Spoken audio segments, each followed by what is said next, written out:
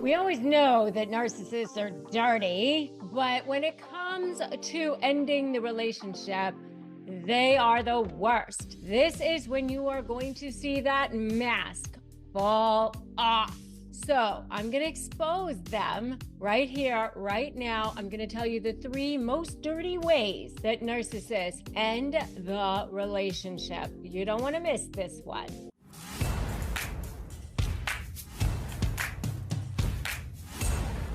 Hey, I'm Rebecca Zung. I am an attorney. I've been an attorney for a long time, but I'm also a globally recognized negotiations expert, a high conflict communications expert, and the author of the USA Today and Amazon #1 bestselling book, Slay the Bully, How to Negotiate with a Narcissist and Win. And if you're new here, welcome. I'm so glad that you are here. And I invite you to subscribe and hit that notification bell so that you don't miss one single tip or trick so that you can grab your power against that narcissist and finally be set free. So today we're going to talk about something that is not only super painful, but also incredibly confusing.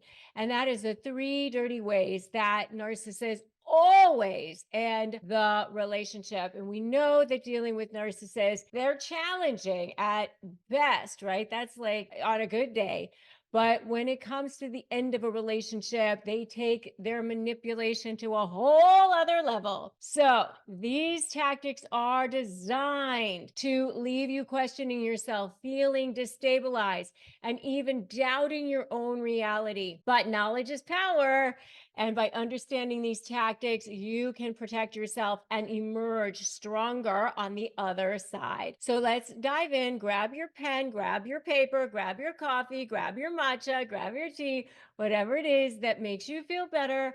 And I'm going to help you with this right now. So you can take some notes on this one. So the number one thing is this sudden discard. You're like going along, everything's good. And suddenly, abrupt silence. You don't even know, like you didn't even do anything. And it's so dirty. You're like shocked. You're like shell shocked because boom, they're gone.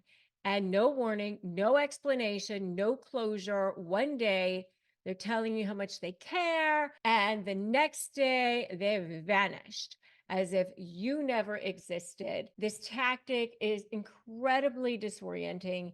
It's like being blindsided, and it is an emotional train wreck. The sudden discard is designed to leave you in a state of shock and confusion. It's meant to have you question everything: yourself, your self-worth, your identity, and your sanity.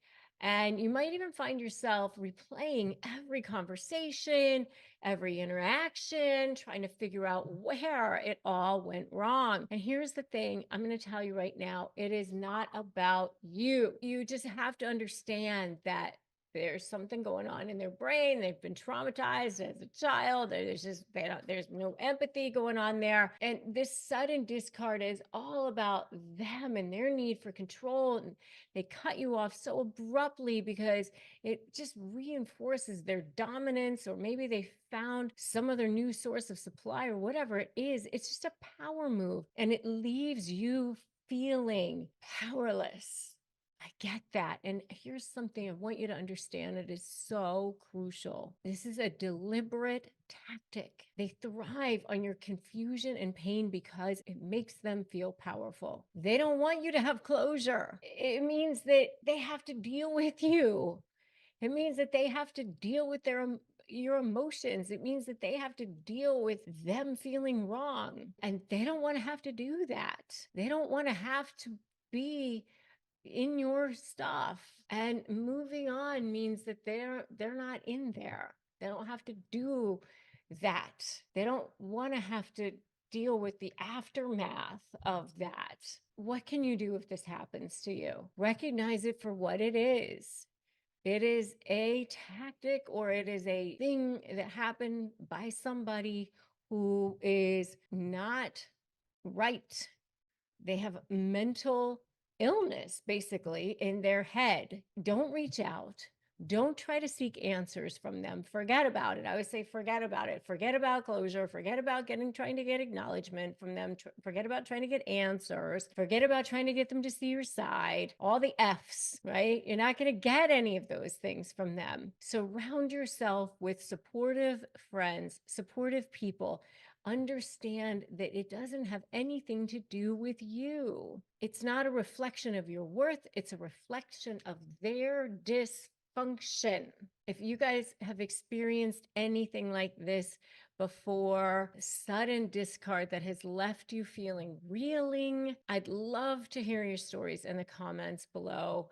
Your experience could help others going through the same thing. Put your stories below. And if you're looking to navigate these tricky situations, make sure to check out my free Crush My Negotiation Prep Playbook at winmynegotiation.com. It's just filled with so many strategies that will help you stay one step ahead, even when the narcissist is trying to pull that rug out from you, trying to make you think like you're crazy. Okay. So join my free private Facebook group, Narcissist Negotiators with Rebecca Zung. And there's a huge group of people supporting each other inside of there. You can find a really fantastic community of people and additional resources to help you there through this difficult time. So the next thing that you see that narcissists always do at the end of a relationship always is the smear campaign. Dirty tactic, always do it. Every narcissist, social media posts, gossip,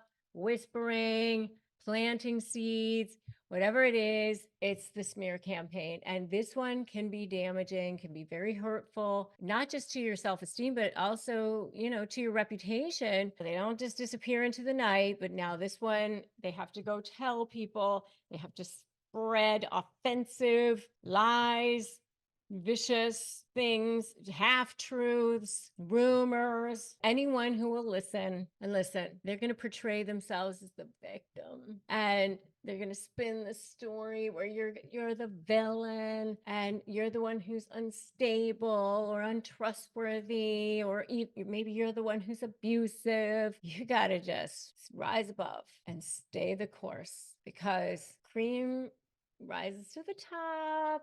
And the more you can be the good one, the more you can just keep track every time they do something. Oh, thank you, because they will show their true colors. They really will. And you will be able to keep track of it through your documentation. And they will falter every time. They will lie. There will be inconsistencies. They will not pay on time, or whatever it is that they do. Okay. And you'll see how it will show up. But you just surround yourself with your people. The people who are not your people are just not going to be your people, and that's okay. Just know that this is just an attempt to be a preemptive strike to damage you, because they want to smear you before you can smear them. It's incredibly painful, especially when it involves people that you care about, family members, friends, colleagues. You might find them suddenly distancing themselves from you. Maybe somebody believing the narcissist lies, but you know that your people are your people. So even if it feels like you're being attacked on all fronts and it's based on falsehoods, just know that it's not about you. This is their desperate attempt to protect their fragile little ego, and they're going to try to deflect blame onto you and avoid taking responsibility for their actions. They try to rewrite the narrative and cast themselves, them the victim and you the villain.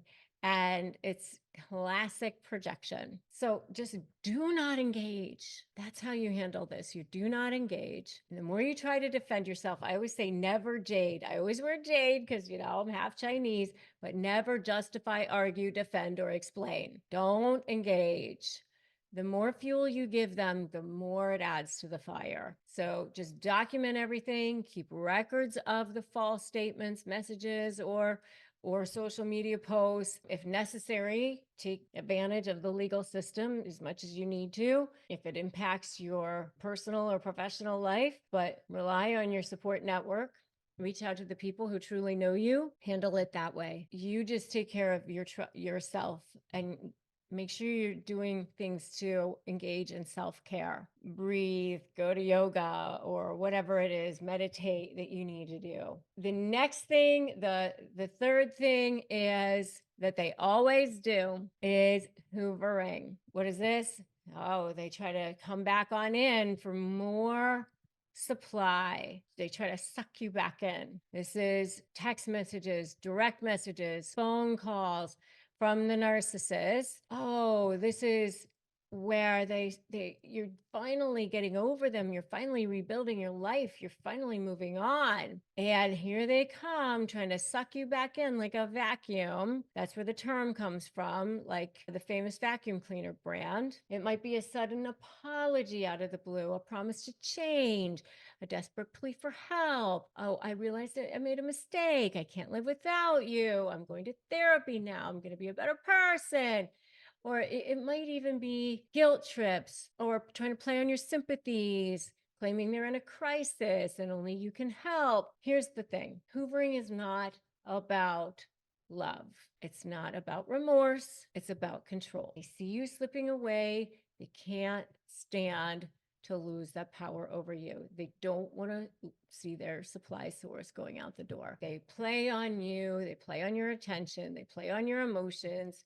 They feed off of it. So they figure out a way to get you back into the fold. The reason why hoovering is so dangerous is because it plays on your hope. It plays on your empathy. It plays on your feelings. You think maybe this is different. Maybe this time they've changed. But you know what? You see the cycle repeat itself over and over again. How do you protect yourself from hoovering? You recognize the signs. You set firm boundaries. You say, nope, I'm not falling for it. I'm not going back in. And you go, I know I've come this far. I'm not looking back. I've seen this game before. I've seen this movie before. And the sequel ain't better. Not going back. So you stay strong, you stay firm, and you don't look back. Now, I want you to remember this. You're stronger than the narcissist. They want you to believe that they're more powerful, but the truth of the matter is that you're more powerful. They're more afraid of you than you are of them. I want you to remember that. I want you to know that they only win if you give in. So if you like this video, make sure you like it. Make sure you share it with anybody who needs to see this. And don't forget to subscribe here and hit that notification bell to get the latest strategies so that you can be empowered and in control. Shopify helps millions sell billions around the world through their digital courses, through their digital products at the touch of a button on their smartphones, on social media, however they want, including me. At shop.rebeccazung.com, you can access your store from all over the world, just a touch of a button from your smartphones. Start accepting payments. Everything you need to sell online, manage orders, and develop relationships in one place and look fabulous doing it. Shopify is the commerce platform that is revolutionizing millions of businesses worldwide, including my own, at shop.rebeccazung.com. So right now, what you need to do is sign up for a $1 a month trial period at shopify.com/bestlife, all lowercase. Go to shopify.com/bestlife to take your retail business to the next level today. Shopify.com/bestlife. And make sure to watch my next video, which is when the narcissist realizes that they can't replace you. It's packed with insights on what happens when they lose their grip on you. And trust me, you won't want to miss it. Thanks so much for joining me today. Remember, today is a great day to start negotiating your best life.